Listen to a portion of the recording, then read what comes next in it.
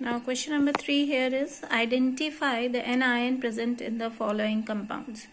Number first part is compound Z, which on reacting with dilute sulfuric acid liberates a gas which has no effect on acidified potassium dichromate but turns lime water milky. So this clearly tells the test of CO2, because CO2 and SO2 both turn lime water milky, but CO2 has no effect on acidified potassium dichromate solution. So definitely the gas evolved here is CO2 in question number 3 first part, and because the gas evolved is CO2 in this case, and therefore the compound Z will definitely contain the carbonate radical. Next question is the solution of compound L on reacting with freshly prepared ferrous sulfate solution followed by addition of few drops of concentrated sulfuric acid to the reactants along the sides of a test tube from a brown ring at the junction of the two liquids. This test is clearly indicating brown ring test that we do in testing nitrate radical, and if nitrate radical is involved, we can easily tell that the compound L contains the anion NO3 negative, that is nitrate anion. State the following: the drying agent used in the lab preparation of HCl gas is concentrated sulfuric acid, because this is acidic and also the drying agent is acidic.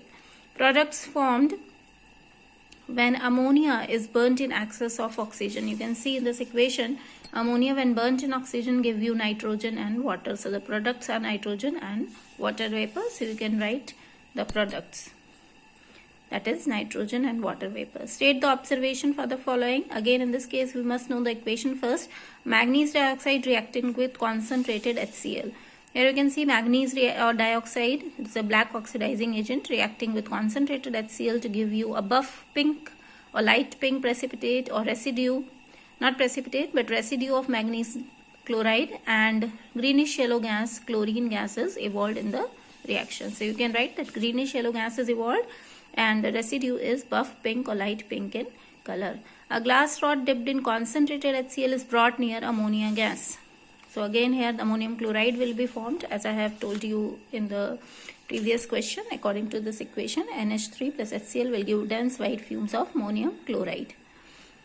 Concentrated sulfuric acid is added to carbon, so it will oxidize it to carbon dioxide, and you have to write the test of carbon dioxide here. Write balanced chemical equation for the following conversions: lead sulfate from lead nitrate and sulfuric acid. So the equation will be written like this, and you will get lead sulfate and nitric acid. Nitrogen trichloride from ammonia. It will be formed by the reaction of ammonia and excess chlorine to give you HCl and nitrogen trichloride, which is a yellow explosive liquid. Sodium chloride from sodium sulfite and dilute HCl. Sodium sulfite and dilute HCl when react, I have told you that it will give you corresponding salt, that is sodium chloride, water and SO2 gas, because the salt involved is sulfite salt. Next we come to question number 4. State the relevant reason for the following. Again you must be precise with your keywords while writing the reasoning part. Why a layer of powdered coke is sprinkled over electrolytic mixture in Hall-Herold's process. This is the reduction method in metallurgy of aluminium. So why we sprinkle powdered coke? Because we don't want the burning of carbon electrode from the emergence point of the electrolytic bath, so that they are prevented from burning below, and to at least for some time we can prevent or minimize the heat loss in the atmosphere by radiation, so that the temperature is maintained of the electrolytic bath. Graphite anodes are continuously replaced during electrolysis of alumina. As you all know, in the metallurgy of aluminium, in the third step, that is reduction, oxygen is evolved at cathode, and by reacting it with carbon electrodes, it oxidizes to CO and CO2 gases, which burns the carbon anode, and therefore these carbon anodes or graphite anodes are continuously consumed and hence must be periodically replaced, so that the process may continuously go on. Next question is,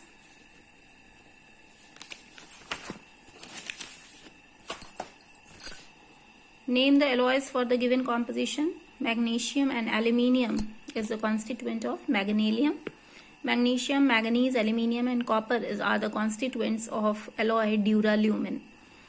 Identify the terms for the following. The experiment which demonstrates high solubility of ammonia gas, that is fountain experiment, and because it is ammonia gas, So it will turn from red litmus to blue. So you must write blue fountain experiment.